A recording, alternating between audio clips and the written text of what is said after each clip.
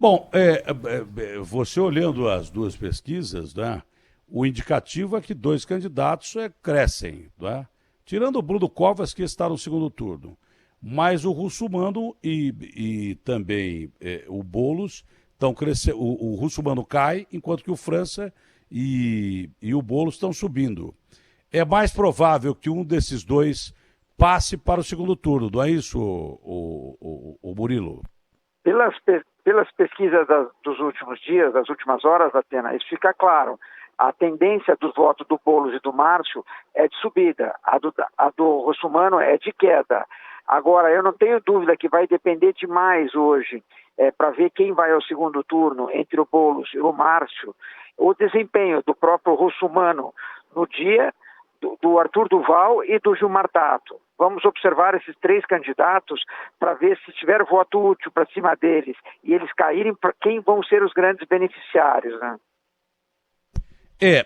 Pode dar segundo turno pelo voto útil, como pode, e aí a probabilidade é menor, porque tanto o Gilmar Tato como a Mamãe Falei estão bem votados, e até a Joyce tem 3%. Os outros dois têm 5 e 6, ou 6 e 6, dependendo da pesquisa. O Gilmar Tato e o Mamãe Falei, não é verdade? Mas pode dar segundo turno por essa pulverização aí de outros candidatos, né, que são chamados candidatos com menor potencial para ir ao segundo turno, como também pode definir que não haja segundo turno. Essa probabilidade de não ter segundo turno é menor do que ter, não é isso, Murilo? Exatamente, Datena. Impossível não ter segundo turno, a gente não pode afirmar, mas a grande probabilidade é que a gente tenha segundo turno em São Paulo pelas últimas pesquisas. Agora, vamos ver a tendência, qual vai ser a força desse voto útil, se vai ter realmente esse voto útil como ocorreu nas últimas eleições presidenciais. Isso eu acho que vai ser decisivo para quem passa para o segundo turno contra o Bruno Covas. Esse voto útil seria mais contra o Boulos, contra o França ou contra o Russomano? Aí vai depender, Russomano, vai depender da Atena, desculpe, quem vai ser o grande prejudicado em cima do voto útil. Se o Russomano perder muito em cima disso, ganha o Márcio e ganha o Bruno. Se o Gilmar Tato cair bastante, ganha o Boulos. Isso a gente vai ver para frente. E o Mamãe Falei, esse crescimento na reta final do Arthur Duval pode prejudicar o Márcio. Guto. Ô Murilo, bom dia para você. Bom dia. Bom, estamos na mão desse voto útil, né? Estamos na mão desse voto útil. Esse voto útil, ele vai até que horário? Porque assim, a gente estava falando, você já tinha dito isso pra gente aqui na última entrevista, que vai depender de quanto derreter o Russomano, né? E para onde vai esse possível eleitor do Russomano que resolveu optar por um outro candidato. A história do eleitor mostra o quê? Ele decide em cima da hora mesmo? Porque essa pesquisa foi divulgada ontem à noite, essas duas, são as mais recentes que nós temos. Mas o eleitor, ele pode mudar o voto em cima da hora mesmo, na hora de digitar na urna, Murilo? Ah, com certeza. Eu acho que existe uma pequena parcela do eleitorado que, infelizmente, ele vota ainda em cima do voto útil, porque ele vota para o candidato. Caiu ali. E olha que é por telefone, hein? Mas o voto útil vai ser decisivo, principalmente para os três candidatos aí. Agora também, não vai achando o PSDB, como disse o Fernando Henrique, que ganhou a eleição, tá? E de repente o cara não vai votar no Bruno Covas. Ganhamos a eleição, o cara fica já tá em casa e não vai votar. Fernando Henrique falou assim, a eleição ganha quando acaba, que nem o Neném Prancha. O jogo acaba quando o juiz apita, velho. E às vezes tem prorrogação e pênalti. Então fica em casa aí marcando que prejudica Aí é um voto inútil, né? Porque deixa de votar no cara porque o cara já ganhou. Você ia terminando, Murilo, sobre a pergunta do Agostinho, se o cara decide o voto útil do momento que ele vai meter o dedão na urna lá. Infelizmente, Datena, tem uma parcela pequena do eleitorado, mas numa eleição apertada ela acaba decidindo que quer votar em quem vai ganhar ou para o outro não ganhar. O que isso é muito ruim, porque ele deveria votar no candidato que ele achou que ele acha que apresentou as melhores propostas, né? Não simplesmente por um ganhar ou por outro não ganhar, né? Mas infelizmente tem, e esse eleitor é que pode decidir as eleições nas últimas horas de São Paulo. Tem explicação essa história do Russomano, toda eleição derreter desse jeito, e mesmo com o apoio do Bolsonaro aqui? É que a rejeição do Bolsonaro em São Paulo é de 50%, mas mesmo assim, e ele botou o Bolsonaro da campanha, e o Bruno tirou o Dória da campanha. Tem imagem do Bruno com o Dória aqui, mas acho que só agora, né, que apareceu essa imagem. Porque na maioria do horário eleitoral do Bruno Covas, o Dória não aparece. E o Russomano resolveu, nessa reta de chegada, usar o Bolsonaro. E a rejeição do Dória e do Bolsonaro aqui em São Paulo não são muito distantes os números, não, é? O Bolsonaro ganha na rejeição do Dória, mas o Dória também tem uma rejeição alta aqui em São Paulo. Na verdade, né, Datena, jogaram muito o Bolsonaro e o próprio Russomano utilizou muito a imagem dele, então passa uma impressão que foi o Bolsonaro que derrubou o Russomano, mas historicamente, nas outras eleições, o Russomano vai chegando no final, ele vem perdendo força, né? Eu acho que o grande problema do Russomano, como ele larga na frente, ele é o alvo predileto de todos os candidatos no início da campanha, aonde atinge muito a sua imagem. Então isso foi muito ruim para o Russomano nessa campanha também. Agora, eu não diria que foi o Bolsonaro que derrotou o Russomano. Eu não afirmaria isso, não. Eu acho que o Bolsonaro pode ter ajudado a derrubar o Russomano, mas não é o principal causa da derrota. Caso venha a acontecer, né? Caso não, ele não pode, não pode. Eu acho que é o desempenho do Russomano em entrevista, em debate. Ele não consegue ser o ótimo jornalista que ele é, ele não consegue passar isso num debate, ele não consegue passar o que ele é como jornalista em política. Né? Pode passar para cargos menores aí, para deputado, que é cargo importante. Né? É um cargo importante para a ação, não deixa de ser. Mas para executivo ele não consegue passar, ele não diz a que veio. Ele não é como candidato que ele é como jornalista, que é muito bom jornalista, lá da Rede Record de televisão, mas ele não consegue se comunicar. Eu acho que isso que derrete o Russomano. Tanto que essa palavra derreter está sendo usada por Russomano desde a última eleição. Ele começa bem, mas vai derretendo. Eu acho que é mais ou menos isso, é questão de não se comunicar politicamente como ele se comunica jornalisticamente falando, entendeu? Exatamente, Datena, exatamente, concordo com você. E você, Guto? Ô Murilo, eu queria saber de você o seguinte, a gente tem algo imponderável, já falamos muito sobre isso, que é a pandemia. A ausência do eleitor numa votação apertada como essa, bom, a gente vê nas pesquisas que, lógico, vai chegando na reta final, o número de indecisos vai diminuindo, o número de nulos e brancos também vai diminuindo bastante e deve diminuir ainda mais. Mas tem uma parcela, que a gente não sabe qual é, que não vai votar por causa da pandemia. Alô? Oi, Murilo, tá ouvindo? Caiu de novo. Caiu, mas vamos tentar restabelecer aí. O Russomano tá votando ali, ó. Tem imagens do Russomano votando. Onde é que ele tá votando, Garrafa? Para quem tá no rádio aí, tem imagens dele, mas não tem ninguém vendo. Às vezes a gente fica falando, olha ele votando, ele tá lá, fazendo sinal de vitória, dando o número dele, sei lá quem tá do lado dele, se é o vice dele ou se não é. Eu nunca ouvi falar do vice dele também, mas é isso que está acontecendo. Ele acabou de votar e tem aglomeração pra caramba ali. Tem aglomeração pra caramba ali. Ele vai falar, nós temos microfone lá, ô Garrafa? Temos sim. Então abre o som. Ao país. Ele está no 6º mandato também como deputado federal. Ele liderou as pesquisas. Não adianta nada botar. Eu pensei que era ele falando, para botar outra rádio aqui não adianta nada. Pode cortar o som. Se não tem ele falando, não adianta nada. Isso aqui nós estamos falando também. Pensei que era o cara falando. Mas se não tem o cara falando, eles costumam falar rapidamente, né? Olha, obrigado e tal, e vai embora e tal. Mas para ouvir outra rádio aqui, não adianta nada. O Murilo Hidalgo voltou. Pois não, Agostinho?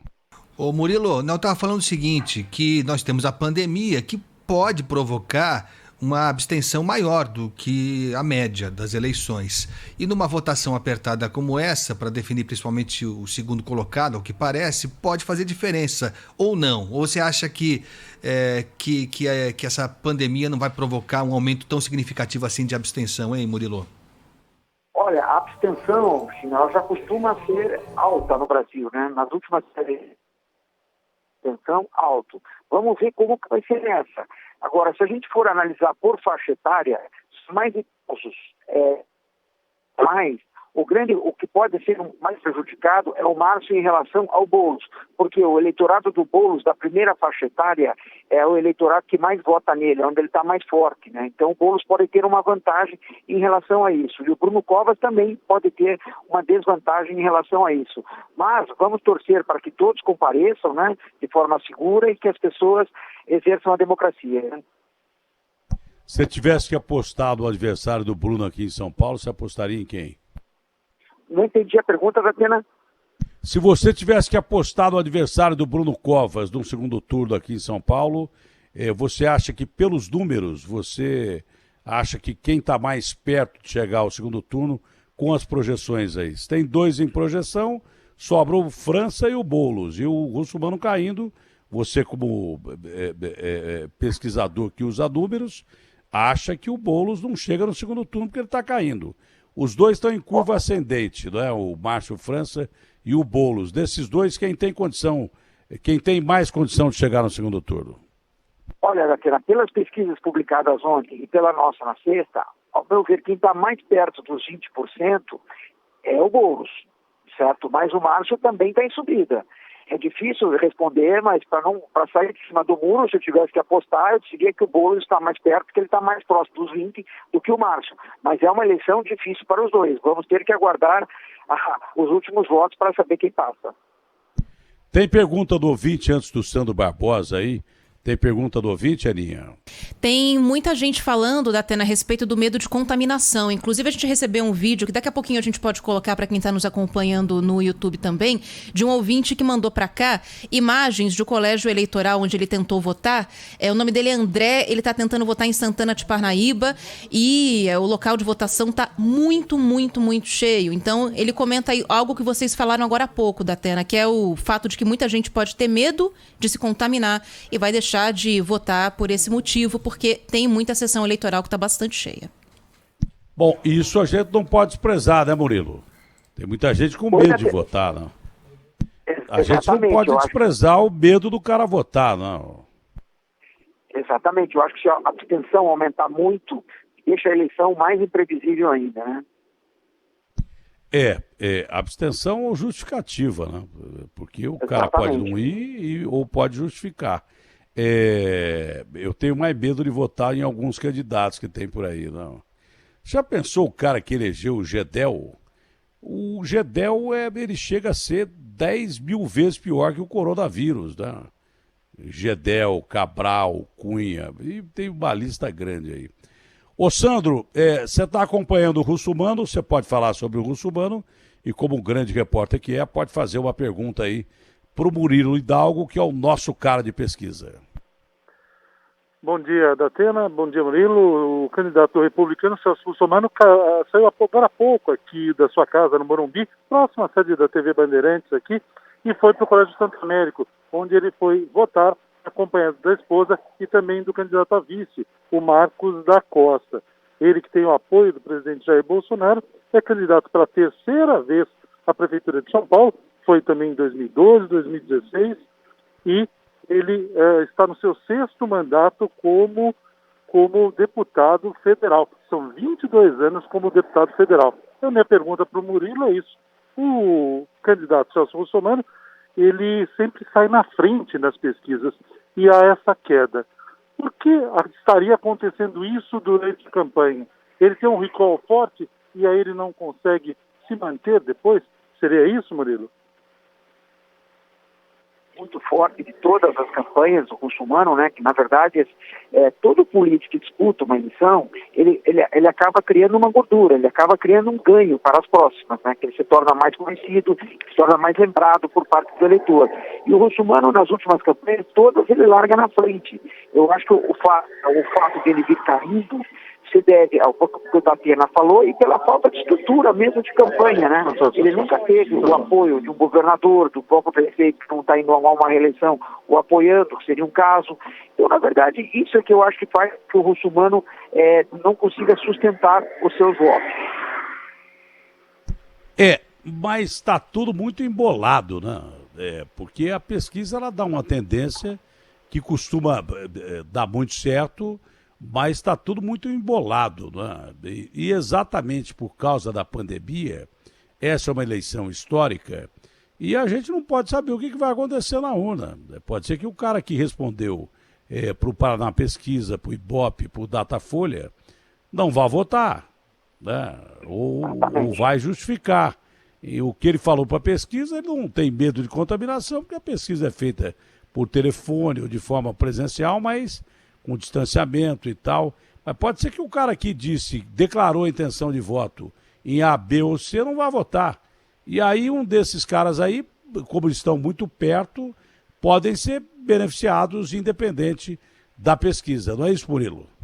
Exatamente, Renato. Por isso que a gente tem que ficar de olho com as abstenções que vai ter hoje. Tá bom. Algo mais para o Murilo ou Guto?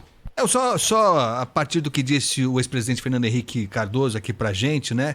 Ele foi junto com o Bruno Covas para votar. É lógico que elogiou o candidato, mas disse, viu, Murilo, que o prefeito Bruno Covas tem a capacidade de ouvir e já projetando as eleições federais, diz que se o PSDB conseguir ter alguém com capacidade de ouvir, que vai ser o perfil que o eleitor está buscando depois de tanta divisão entre direita, esquerda e tudo mais. E aí o Datena até levantou essa lebre. Você acha que o Bruno Covas, se for reeleito e tiver um segundo mandato positivo, ele pode surgir como um nome alternativo? Porque nós temos alguns nomes já dados como quase certos na disputa presidencial. É possível que isso aconteça eventualmente, ô Murilo? Olha, possível né? Um exemplo aí é o próprio governador João Dória, né? Que se elegeu no primeiro turno e 2 anos depois virou candidato a governador e teve sucesso. É o atual governador de São Paulo. Possível mas é muito cedo ainda. Eu vejo muito cedo para fazer qualquer projeção, né? Por causa da pandemia e por causa do Dória. Porque se o Bruno Covas se apresentar como candidato à presidência da República, a reação do Dória, eu estou até prevendo qual vai ser. Né? Esse é o detalhe. Agora, eu concordo com o Murilo. Essa eleição que todo mundo achava, e seria mesmo, né, em determinados colégios eleitorais, norte para a eleição em 2022, isso tudo caiu por terra por causa da pandemia. Nós nem sabemos como é que vai estar o Brasil o ano que vem e no próximo ano. Então, a gente tem que esperar, primeiro, que surja a vacina para nos proteger do coronavírus. E depois que surja planos para salvar o brasileiro, a maioria de morrer de fome. E depois que Deus nos proteja da maioria dos candidatos que se apresentam aí para ser presidente da República.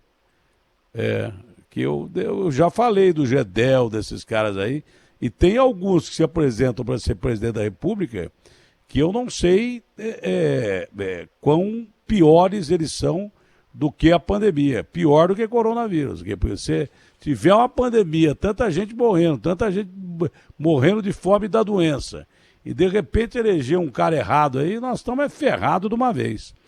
Murilo, algo mais a acrescentar ou não? Não, é isso, Datena. Vamos observar, né, as abstenções para que no começo da tarde, junto com você, a gente faça, no final das apurações, a gente já consiga fazer umas análises das abstenções. Ok.